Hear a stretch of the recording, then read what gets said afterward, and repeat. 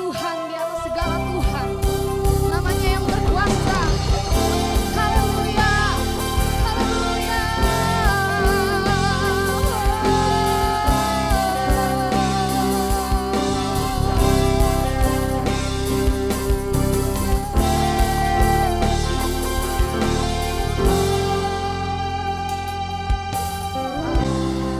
Alam semesta melukiskan kebesaran Tuhan, bumi dan surga menyanyikan kemuliaan nama-Mu. Hosana. Hosana, Hosana, Kau yang layak. layak dipuji disembah, Kaulah yang bertahta di segala segalanya, Raja atas segala raja, Nama-Mu besar termulia.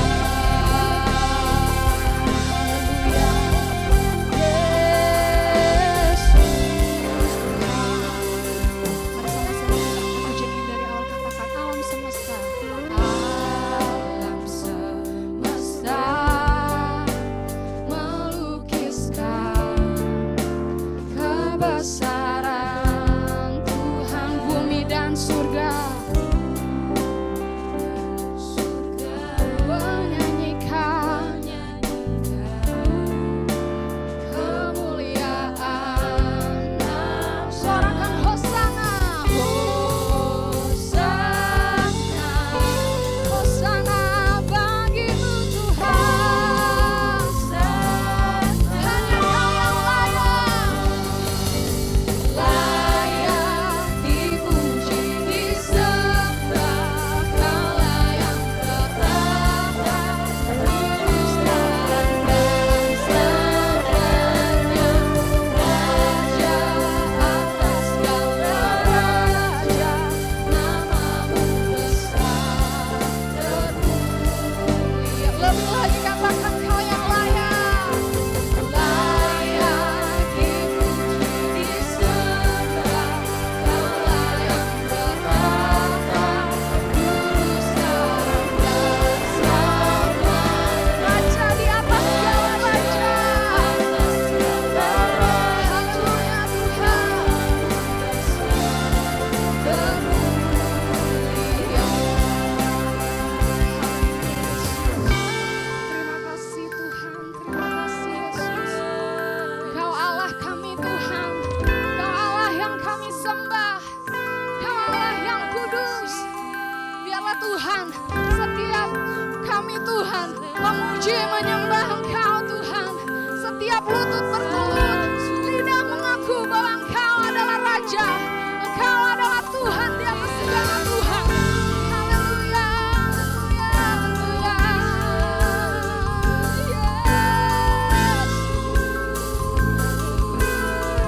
Hanya Kau yang layak, Kau yang layak Tuhan.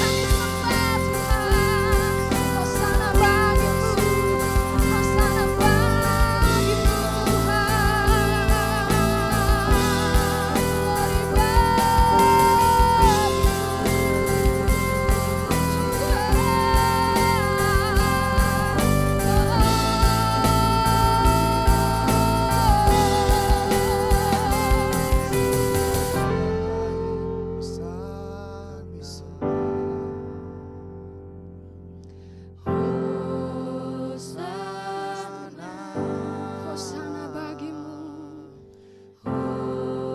Hosana,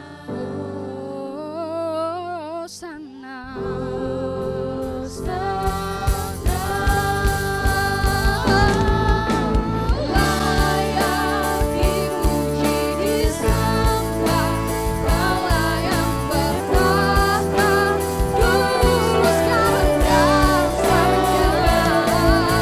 Raja atas segala raja, namamu besar terpuji. Lebih lagi katakan kau yang layak. Layak dipuji disembah, Kaulah yang bertahta, dulu sekarang dan selamanya. Raja di atas segala raja. Yesus Tuhan. Namamu besar. Namamu besar termulia, Namamu besar termulia.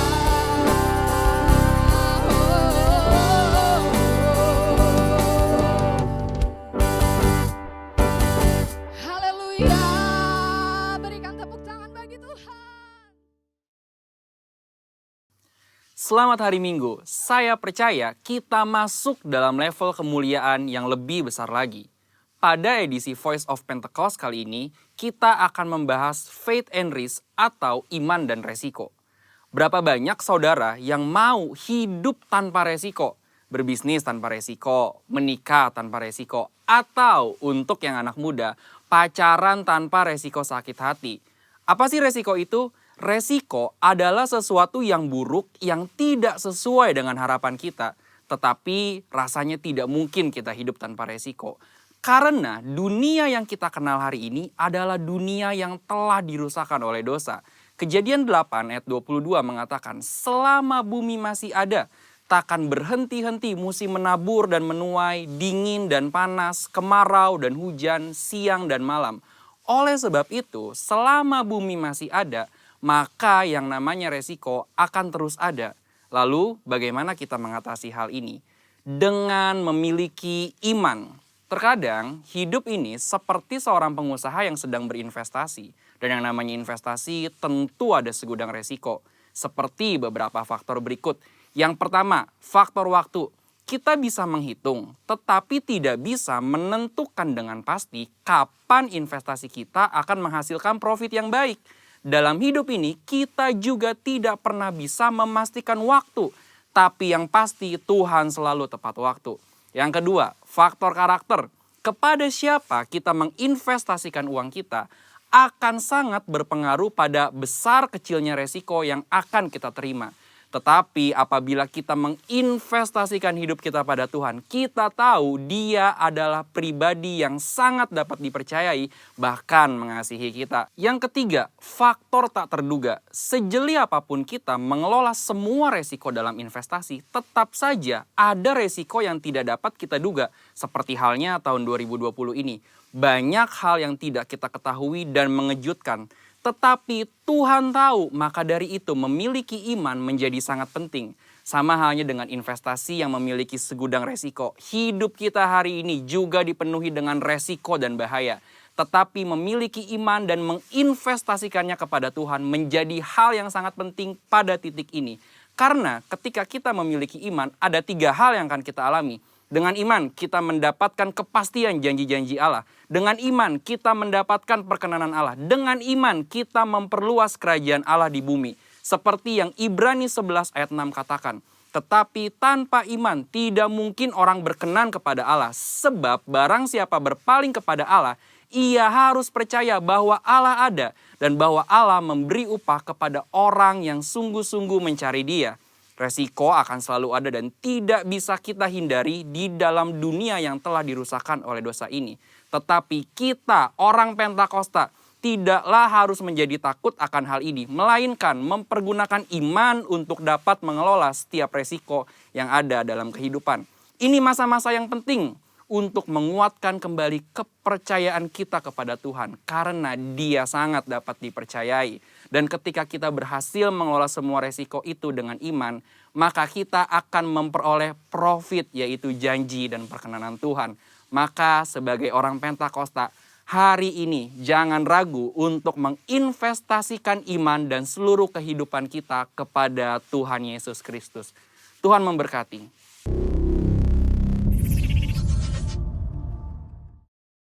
Shalom, jemaat Tuhan.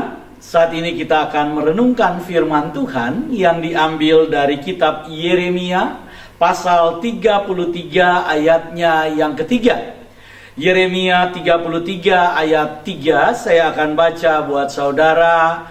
Demikian firman Tuhan. Berserulah kepadaku, maka aku akan menjawab engkau dan akan memberitahukan kepadamu hal-hal yang besar dan yang tidak terpahami, yakni hal-hal yang tidak kau ketahui. Saudara yang dikasihi oleh Tuhan Yesus Kristus, hari ini adalah hari Minggu kedua di bulan Agustus. Biasanya setiap kali masuk bulan Agustus, kita sudah semarak dengan aksesoris kemerdekaan Republik Indonesia. Tetapi saat ini kita melihat kiri kanan kita terasa berbeda. Karena adanya wabah COVID-19 ini, kehidupan kita saat ini terpengaruh oleh kondisi dan keadaan itu. Hampir semua sektor, hampir semua bidang mengalami masalah yang sama, saudara. Dan bukan hanya saudara yang mengalami masalah, tapi hampir seluruh penduduk dunia juga mengalami masalah. Tetapi sebagai orang percaya, kita harus memegang apa yang dikatakan oleh firman Tuhan. Kita harus berpegang kepada apa yang dijanjikan oleh firman Tuhan. Dan firman Tuhan hari ini memberitahukan kepada kita, ada sebuah tawaran, ada sebuah ajakan dari Tuhan, yaitu berserulah kepadaku, kata firman Tuhan. Kata berseru artinya mintalah kepadaku, datanglah kepadaku. Saudara, ketika kita berbicara tentang berseru, maka pertama, ketika kita berseru kepada Tuhan, kita harus sadar bahwa Tuhan tempat kita berseru adalah Tuhan yang selalu menjawab seruan doa kita. Saudara, kalau kita berbicara tentang orang yang berseru, maka kita dapat melihat di dalam kitab Mazmur. Saya ingin baca kepada saudara di dalam Mazmur pasalnya yang ke-30. Saya akan baca buat saudara. Mazmur, dalam kitab Mazmur pasal yang ke-30. Demikian firman Tuhan. Mulai ayatnya yang ketiga. Tuhan, Engkau mengangkat aku dari dunia orang mati. Engkau menghidupkan aku di antara mereka yang turun ke liang kubur. Tapi pada ayat yang ketiga Daud berkata begini, saudara. Tuhan, kepadamu aku berteriak minta tolong, dan Engkau telah menyembuhkan aku.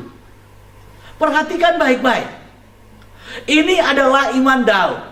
Daud percaya kalau dia berseru kepada Tuhan, maka Tuhan akan menolong dia. Yang pertama, pertolongan yang Daud tahu akan terjadi dalam kehidupan orang percaya adalah pertolongan, perlindungan untuk kesehatannya. Karena itu Daud berkata, kalau aku berseru kepadamu, aku berteriak minta tolong kepadamu, maka engkau menjawab aku dengan kesembuhan. Karena itu poin pertama saya ketika kita berbicara tentang berseru kepada Tuhan, maka kita harus percaya bahwa Tuhan tempat kita berseru adalah Tuhan yang menjawab doa-doa kita.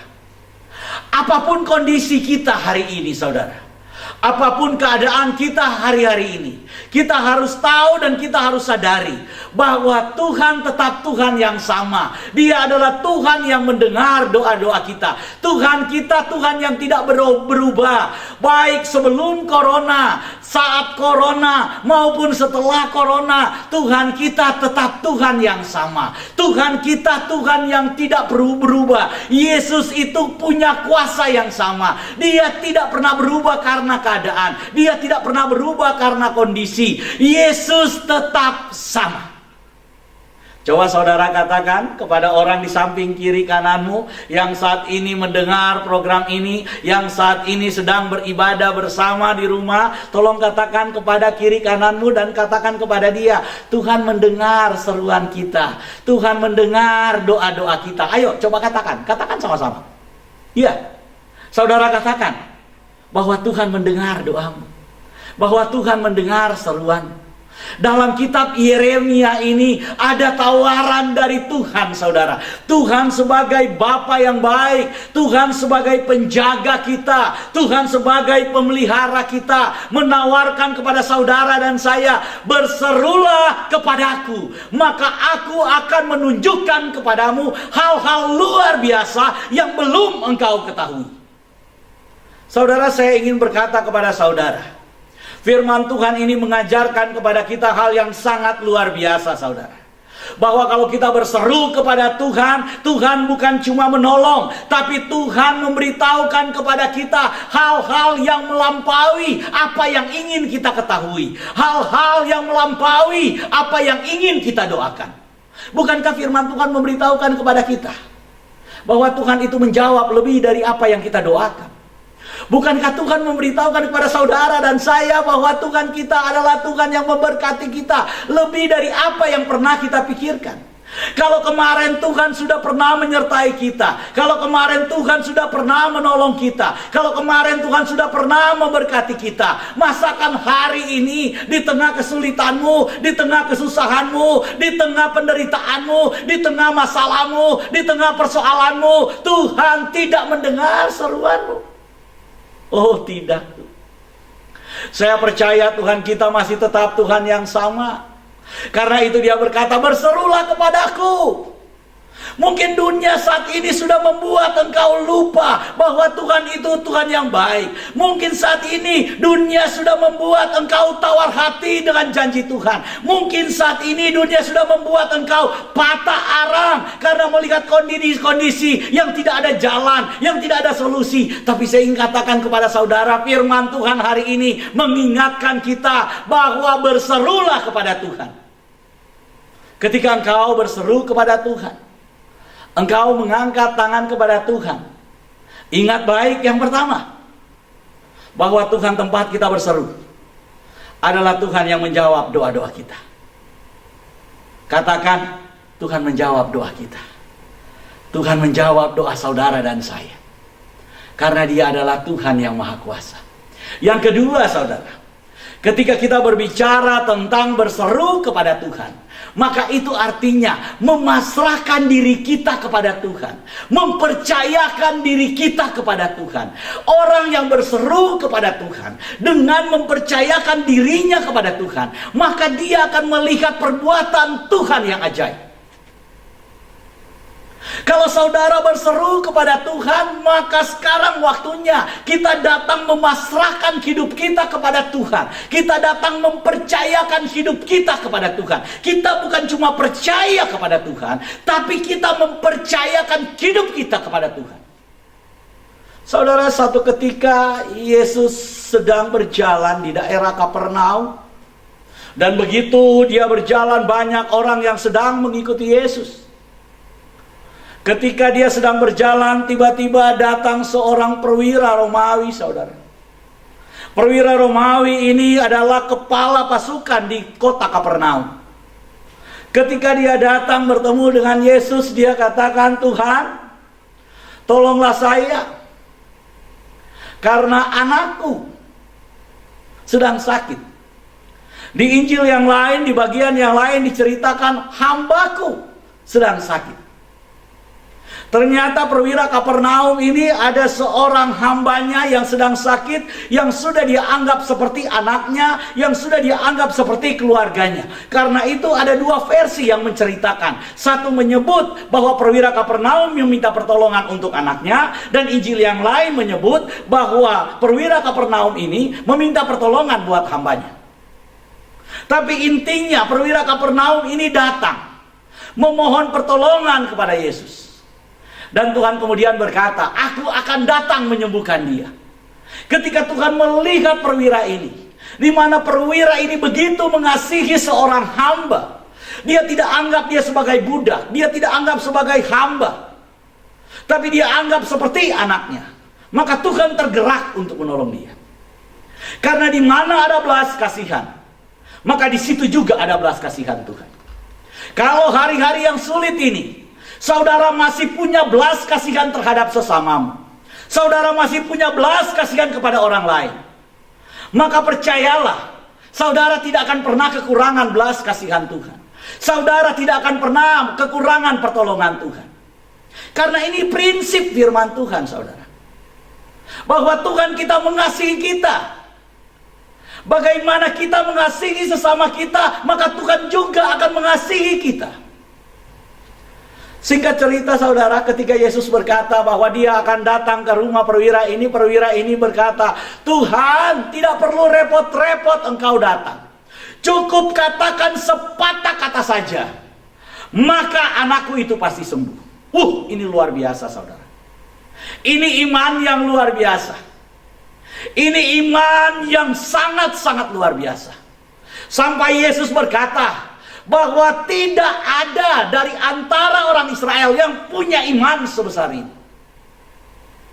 Apa besarnya iman orang itu, saudara?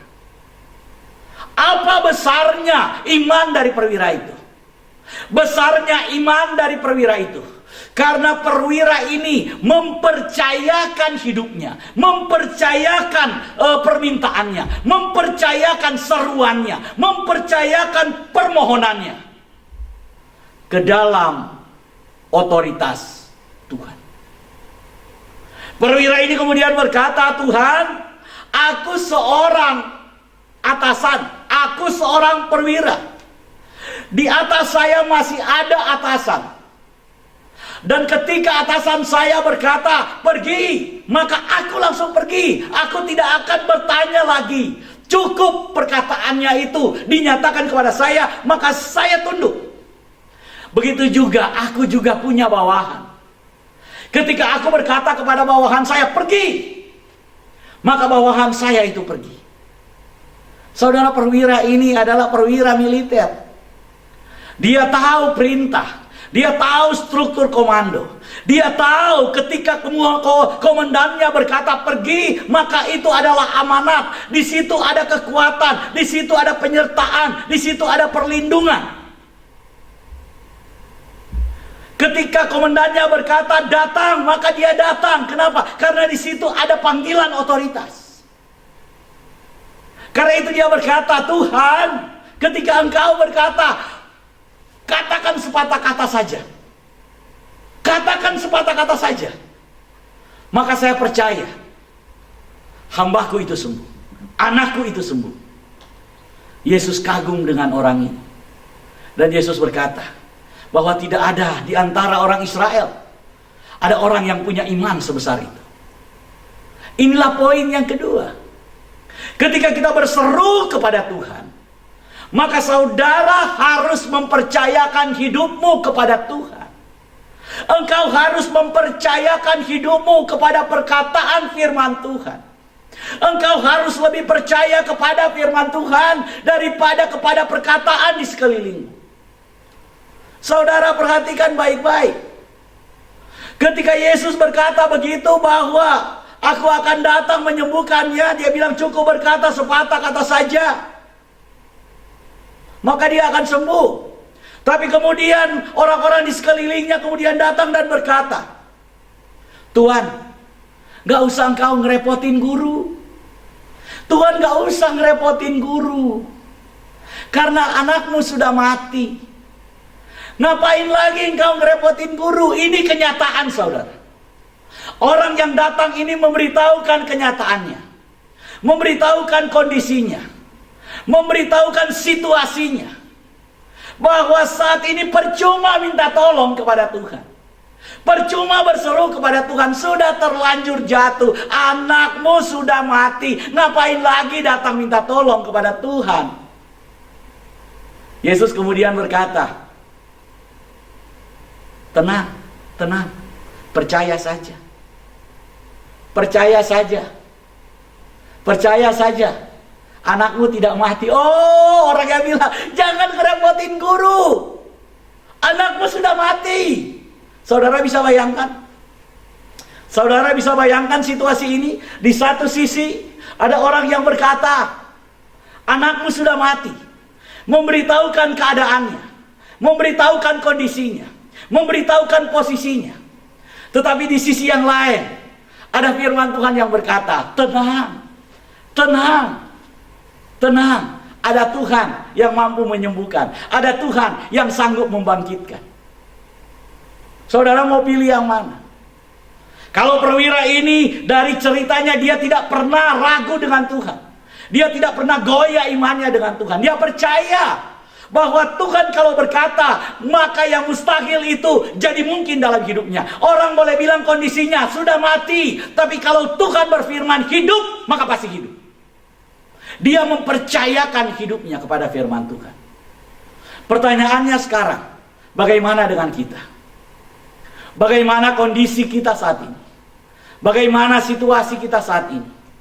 Mungkin sama seperti perwira ini. Sama seperti perwira ini, saudara.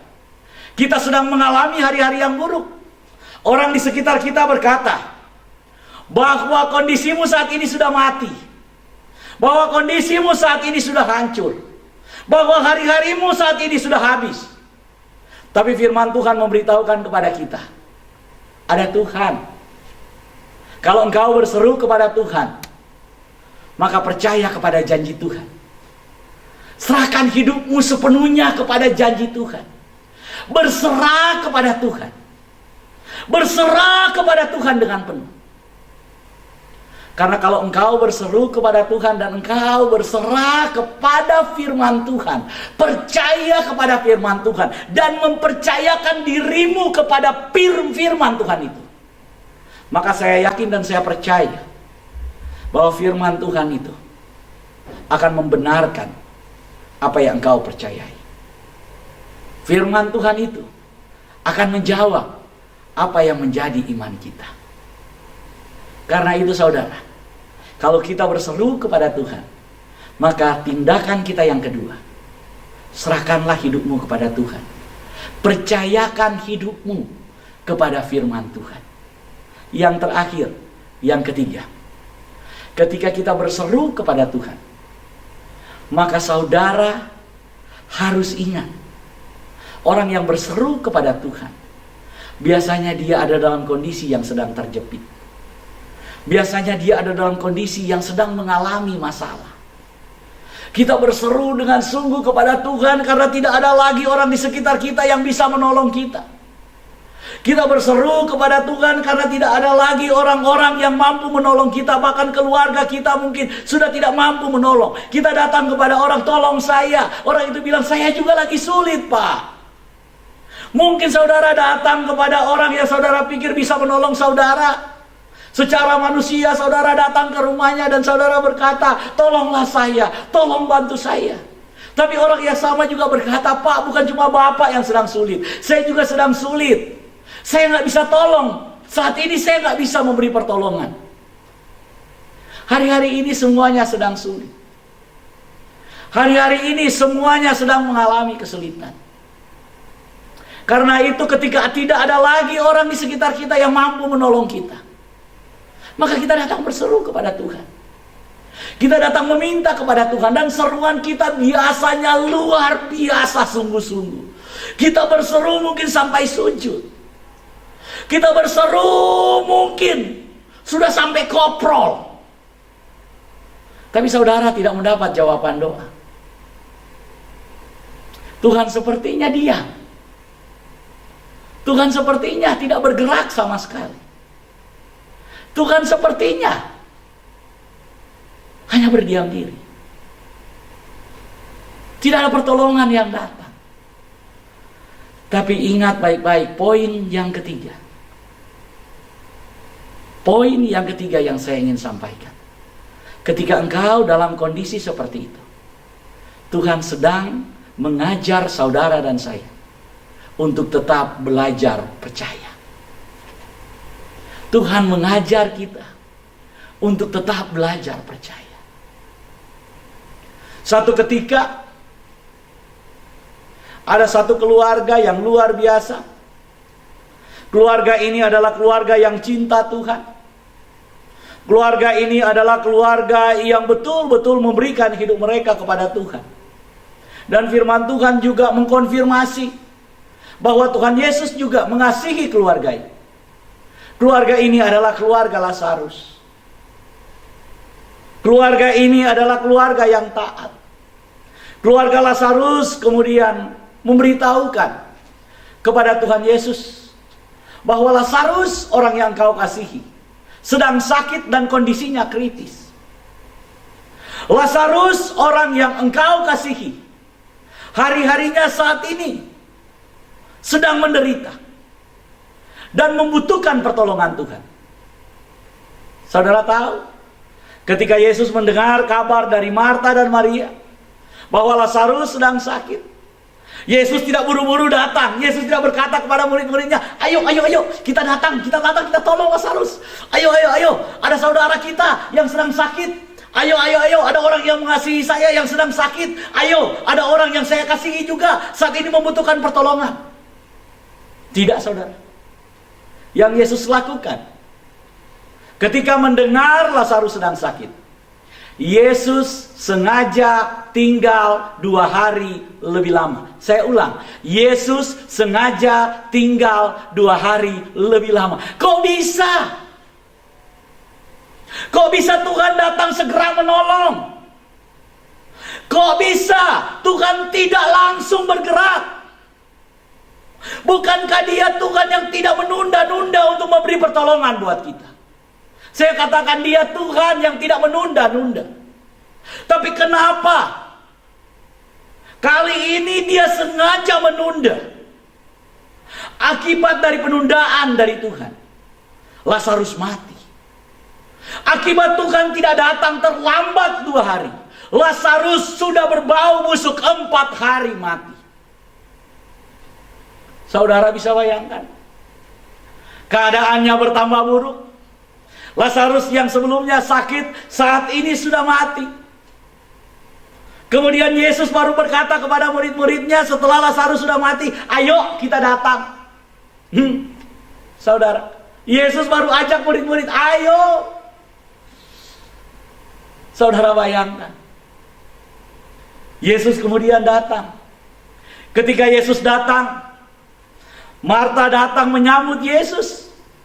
Marta melihat Yesus dan dia datang menyambut Yesus dan dia berkata, Tuhan, seandainya Engkau ada di sini, pasti saudara kami tidak mati. Saudara bisa bayangkan, ketika Marta berkata, Tuhan, seandainya Kamu ada di sini, saudara kami tidak mati. Pertanyaan saya, Yesus ada di mana? Yesus ada di mana, saudara? Yesus ada di situ. Yesus sudah ada di situ. Iman Marta, kalau ada Yesus pasti hidup. Di mana ada Yesus pasti hidup. Itu iman saudara dan saya, bukan? Di mana Yesus hadir, maka di situ ada kehidupan. Bisnis kita hidup, usaha kita hidup, pekerjaan kita hidup. Bukankah itu menjadi iman saudara dan saya? Tapi mengapa hari-hari ini kita ragu dengan hal itu? Sama seperti Marta. Ketika Yesus datang, dia berkata, kalau Engkau ada di sini Tuhan, pasti saudara kami tidak mati. Tapi sekarang dia sudah mati. Walaupun Engkau ada di sini, Engkau tidak mampu lagi. Percuma, waktunya sudah lewat. Kalau Tuhan mau tolong, kenapa nggak tolong kemarin? Kalau Tuhan mau tolong, kenapa sebelum berbau busuk? Kalau Tuhan mau tolong, kenapa harus tunggu keadaannya jadi runyam seperti ini? Kenapa Tuhan tidak tolong kemarin? Saudara, saya mau bilang, yang Tuhan itu siapa? Tuhan itu apakah saudara dan saya? Yang Tuhan itu siapa? Kalau Dia adalah Tuhan, maka Dia yang punya otoritas. Jangan atur waktunya Tuhan, jangan atur caranya Tuhan. Ada kalanya kita berseru kepada Tuhan, meminta kepada Tuhan, tapi kita mengatur Tuhan dengan cara kita, dengan metode kita. Tuhan punya berbagai macam cara. Tuhan punya jutaan cara. Tuhan punya banyak sekali metode. Saudara, setelah Marta datang seperti itu, Marta berkata, Tuhan, kalau Engkau ada di sini pasti saudara kami tidak mati. Yesus kemudian berkata, Akulah kebangkitan dan hidup. Barang siapa yang percaya kepadaku, dia akan hidup walaupun dia sudah mati. Marta kemudian berkata kepada Tuhan, mulai berdebat dengan Tuhan, oh aku tahu Tuhan, bahwa pada akhir zaman Engkau akan membangkitkan kami. Akan ada kebangkitan orang mati. Aku percaya Tuhan, aku tahu itu. Yesus bilang, Marta, bukan. Yang aku sedang bicarakan kondisimu hari ini. Yang sedang saya bicarakan bukan yang nanti itu. Jangan berteologi dengan saya. Jangan berbantah-bantah dengan saya. Saudara, saya ingin katakan kalau kita berseru kepada Tuhan, maka kita harus belajar percaya bahwa jawaban Tuhan itu yang terbaik buat kita. Kita juga harus belajar percaya bahwa waktu Tuhan itu adalah waktu yang terbaik buat kita. Mungkin saat ini kondisi kita sudah terlanjur runyam, tapi saya mau bilang, kalau ada Yesus, maka ada hidup. Karena itu Yesus kemudian berkata, di mana kalian meletakkan dia? Marta kemudian berkata, Tuhan, dia sudah berbau busuk, sudah 4 hari dia mati. Yesus bilang, di mana? Angkat batunya. Angkat batunya. Buka kuburnya. Saudara, ketika kubur Lazarus dibuka, Yesus kemudian berteriak, Lazarus keluar! Lazarus keluar! Pada saat itu orang yang sudah mati 4 hari keluar dari dalam kubur. Saya ingin katakan kepada saudara, mungkin saat ini kondisimu juga seperti itu. Usahamu mungkin sudah berbau busuk. Hari-hari yang dibuat oleh situasi kondisi hari ini membuat engkau terkapar saat ini. Tapi ada waktunya Tuhan Yesus memanggil nama kita. Raymond, keluar. Ada waktunya Tuhan berseru dan memanggil namamu. Keluar. Keluar dari masalahmu. Keluar dari situasimu. Dan ketika Tuhan memanggil, maka percaya bahwa pertolongan itu terjadi. Mujizat itu dicurahkan. Saya ingin katakan kepada saudara, kita saat ini sedang dalam situasi sulit. Tapi yang pertama yang harus kita pahami, Tuhan menawarkan kepada kita untuk datang berseru kepada Dia. Firman Tuhan yang kita baca tadi, berserulah kepadaku, maka aku akan menunjukkan hal-hal besar kepadamu. Ketika kita berbicara tentang berseru, maka prinsip-prinsip yang harus kita pahami, prinsip-prinsip yang harus kita ingat, bahwa ketika kita berseru, yang pertama kita berseru kepada Tuhan yang menjawab seruan kita. Tuhan kita adalah Tuhan yang menjawab doa-doa kita. Karena itu firman Tuhan berkata, ketoklah maka pintu dibuka, mintalah maka akan diberikan kepadamu, carilah maka engkau akan mendapat. Dia adalah Bapa yang baik, tidak akan memberikan batu kepada anaknya yang minta roti. Karena itu percaya. Yang kedua, ketika engkau berseru kepada Tuhan, maka percayakan hidupmu kepada Tuhan. Bukan cuma percaya kepada Tuhan, tapi percayakan hidupmu, percayakan usahamu, percayakan pekerjaanmu, percayakan rumah tanggamu ke dalam tangan Tuhan yang kuat. Dan yang ketiga, ketika engkau berseru kepada Tuhan dan sepertinya jawabannya belum engkau terima, bahkan mungkin kondisinya bertambah parah, bahkan mungkin hari-harimu saat ini bertambah sulit, ingat baik-baik, ingat baik-baik firman Tuhan ini, bahwa Tuhan ingin mengajar kita percaya. Tuhan mengajarkan kita supaya kita bisa belajar percaya kepada Tuhan, percaya dengan sungguh-sungguh kepada Tuhan. Karena ketika tiba waktunya, ketika tiba kairosnya Tuhan, Tuhan akan memanggil namamu, Tuhan akan memanggil nama saya. Dan kita akan keluar sebagai pemenang, menyaksikan bahwa Yesus baik, menyaksikan bahwa Yesus luar biasa. Saudara, semoga firman Tuhan ini menjadi berkat buat kita semua. Mari kita berdoa. Tuhan Yesus, Engkau adalah Tuhan yang luar biasa. Engkau adalah Tuhan yang ajaib. Kami percaya seruan doa kami Tuhan dengar. Seruan doa kami Tuhan jawab. Kami berseru kepadamu, dan iman kami akan melihat perbuatan-perbuatan besar dari Tuhan. Kami akan melihat perbuatan-perbuatan ajaib dinyatakan Tuhan dalam hidup kami. Terima kasih ya Bapa, terima kasih ya Tuhan. Saat ini hamba-Mu telah selesai menyampaikan firman-Mu. Biarlah firman-Mu ini bekerja, memberkati kehidupan anak-anak-Mu. Mereka yang saat ini sedang menunggu jawaban doa di dalam nama Tuhan Yesus, Tuhan curahkan jawaban doa buat mereka. Yang sakit dijamah disembuhkan oleh Tuhan dalam nama Tuhan Yesus. Yang saat ini sedang membutuhkan pertolongan dalam nama Yesus, pertolongan Tuhan terjadi dalam hidup mereka. Terima kasih ya Tuhan, terima kasih ya Bapa.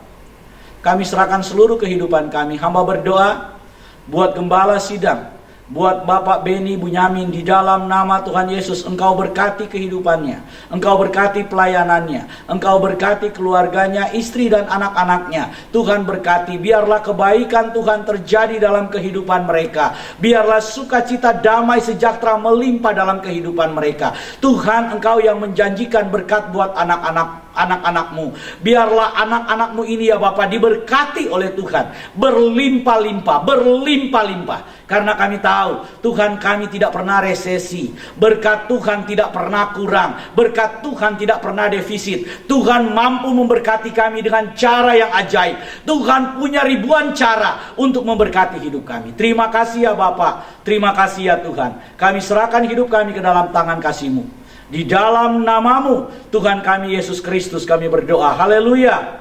Amin. Saudara, terima kasih buat kesempatan yang diberikan kepada saya untuk melayani pekerjaan Tuhan di tempat ini. Biarlah firman Tuhan ini menjadi kekuatan buat kita semua. Sampai jumpa, Tuhan Yesus berkati. Tak pernah terlintas untuk kau tolak paku yang menusukmu. Sungguh relakan darahmu untuk menebus hidupku. Betapa mencintaimu dan pengorbananmu. Kasih-Mu sungguh terbesar. Kau rela disiksa untukku, disalib bagiku. Sungguh kasih-Mu termegah.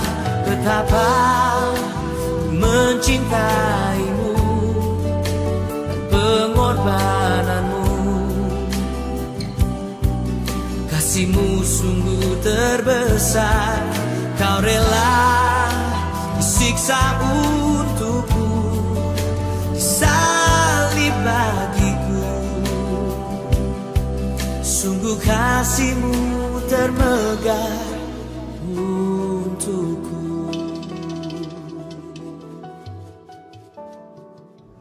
Jemaat Tuhan yang dikasihi di dalam Tuhan, mari kita angkat roti di tangan kanan kita, roti lambang tubuh Kristus. Sebab apa yang telah kuteruskan kepadamu telah aku terima dari Tuhan, yaitu bahwa Tuhan Yesus pada waktu Ia diserahkan, Ia mengambil roti, dan sudah itu Ia mengucap syukur dan memecah-mecahkannya dan berkata, inilah tubuhku yang diserahkan bagimu. Perbuatlah ini menjadi peringatan akan aku. Bukankah roti yang kita pecah-pecahkan ini adalah persekutuan dengan tubuh Kristus? Mari kita makan bersama-sama dalam nama Tuhan Yesus.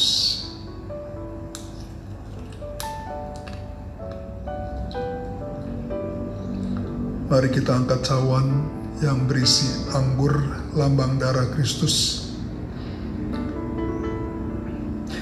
Demikian juga ia mengambil cawan sesudah makan lalu berkata, "Cawan ini adalah perjanjian baru yang dimeteraikan oleh darahku. Perbuatlah ini menjadi peringatan akan aku." Bukankah cawan pengucapan syukur ini adalah persekutuan dengan darah Kristus? Mari kita minum bersama-sama dalam nama Tuhan Yesus.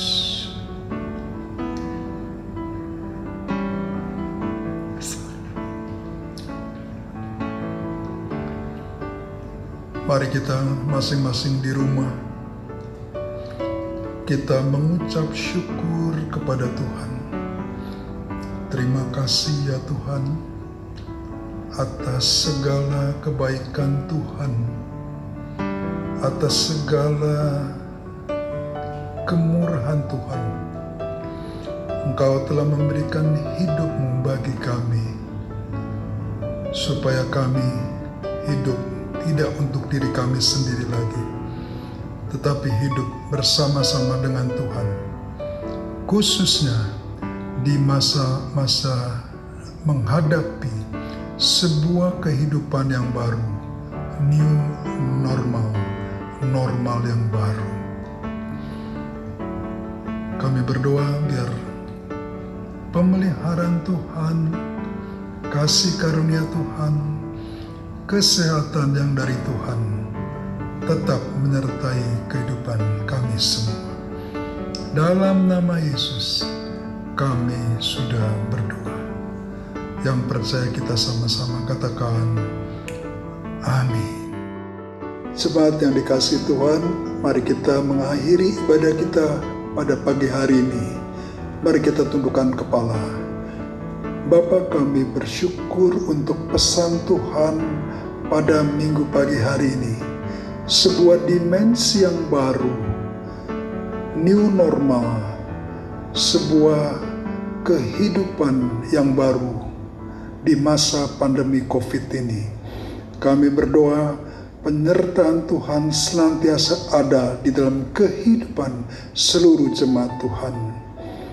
Kami berdoa juga untuk pemerintah Indonesia, Bapak Presiden bersama seluruh menteri dan gugus tugas COVID-19.